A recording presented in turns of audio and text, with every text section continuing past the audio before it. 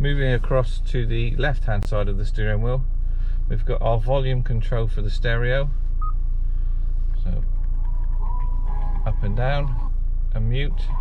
We can also volume up and down there and mute by pressing the button. We've got our phone pickup, and then we've also got our seek.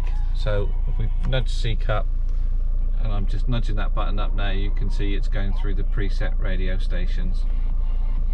So you can see that that's nice and easy. And behind there we have our indicators, our headlights. So you've got auto again, so your daytime running lights and your auto lights, side lights, full lights, and then your fog lights on the inside. You do have auto dip beam on these as well, so if you push your lever forward to go to full beam on the auto setting, you'll see it comes up with a little green light there on the right hand side, just inside the red circle. So if you're driving at night and you've got your full beam on, the lights will dip automatically if it picks up somebody else. So that's quite a nice feature to have. And then down below that we have the lever to drop down and adjust your steering wheel height, and then your push button to start the engine. So literally it's just one push, and when you get out the engine will finish. To start it up, put on the brake and the clutch, the light will go green, and it's just a press. Now we've got a screen in the center here. I'm just going to tilt the camera. So obviously you can see that it tells me which way my tires are pointing. It also tells us on the right hand side the amount of fuel in the vehicle going up. On the left hand side will be the temperature of the engine, and in the center it tells us how many miles we've done. Tire pressures will also come up. Now to change that screen we use this button here, the trip button. So we've got a trip A, a trip B, a distance to empty, and the average fuel. Now it's a 0, 25 and 50. So as you're driving, that will go up and down to tell you how far, how much fuel you used, your MPG at that stage, excuse me. You've also got a digital readout.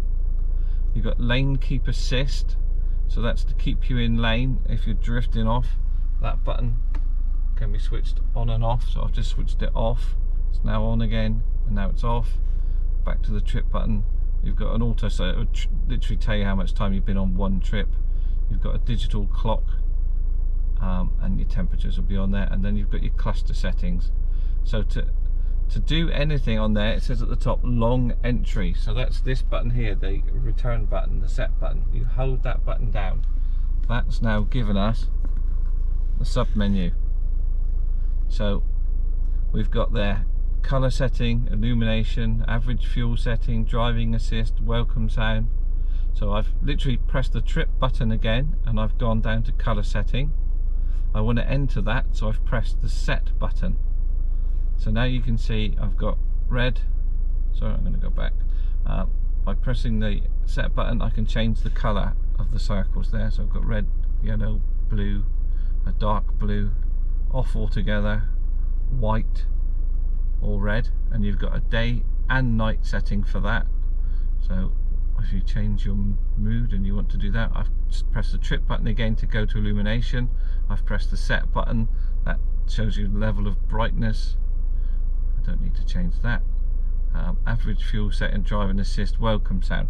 So if you want to play with those, driving assist is going to give you your speed warning, your anti-emergency braking, bits and pieces like lane keep setting, a traffic sign recognition, all those bits and pieces you can switch off if you wish, but they're all on at the moment, and that's all done by using the trip and the set buttons.